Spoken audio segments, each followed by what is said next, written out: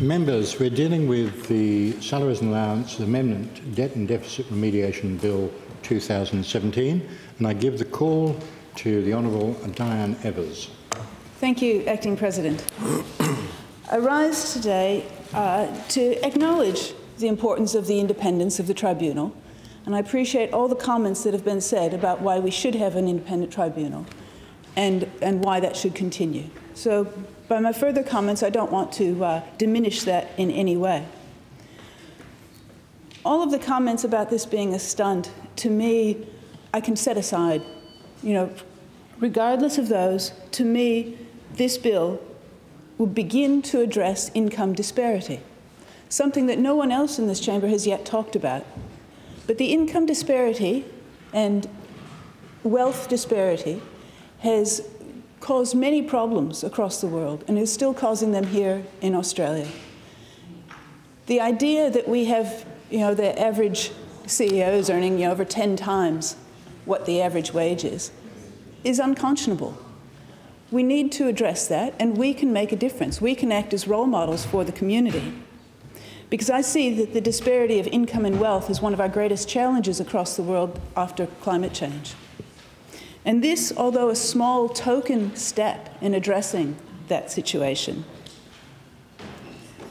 will at least make some impact and some impact on the people around us, to hear that we're willing to say, cap our salaries now, and maybe that'll flow into the community.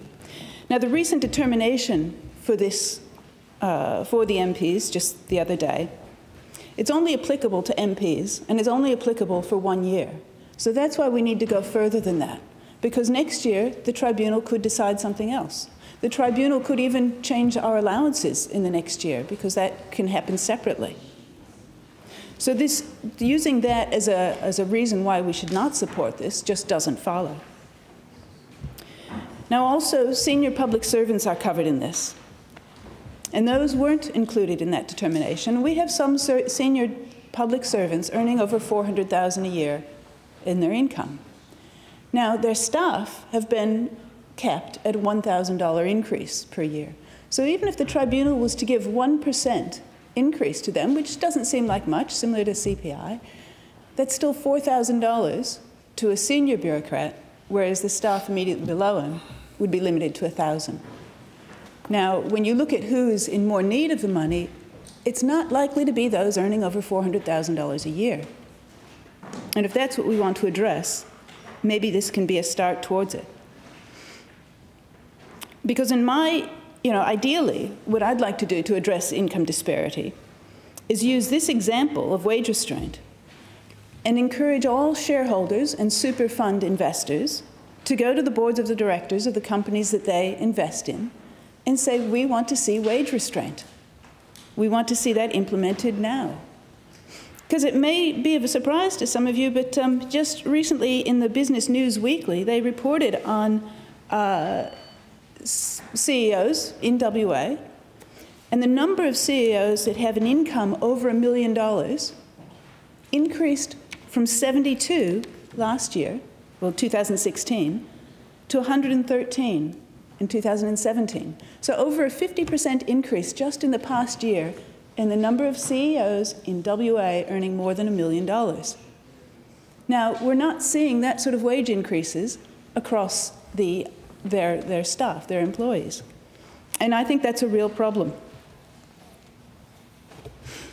This disparity of income can only result in a drain on our economy. And even the OECD research has found that high levels of inequality may impact growth negatively. Now, there's more and more research coming out on this just to show what this inequality is doing to our world.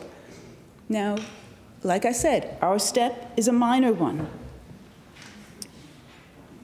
But I think it's still very important.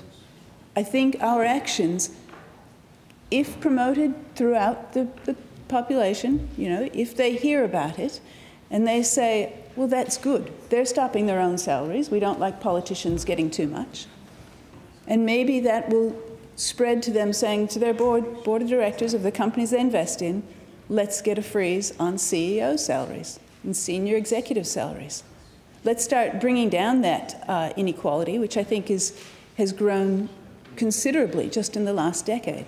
And with the economy in WA picking up, it's only likely to happen even more in the next year. So my support for this bill is really for the impact we can make as acting as role models to address the disparity of income. And although I recognize the importance of an independent tribunal, I see this and I accept this as a temporary cap on our salaries that affect the state budget, and that's only the ones that affect the state budget. There was reason and rationale that went into deciding who would be affected by this.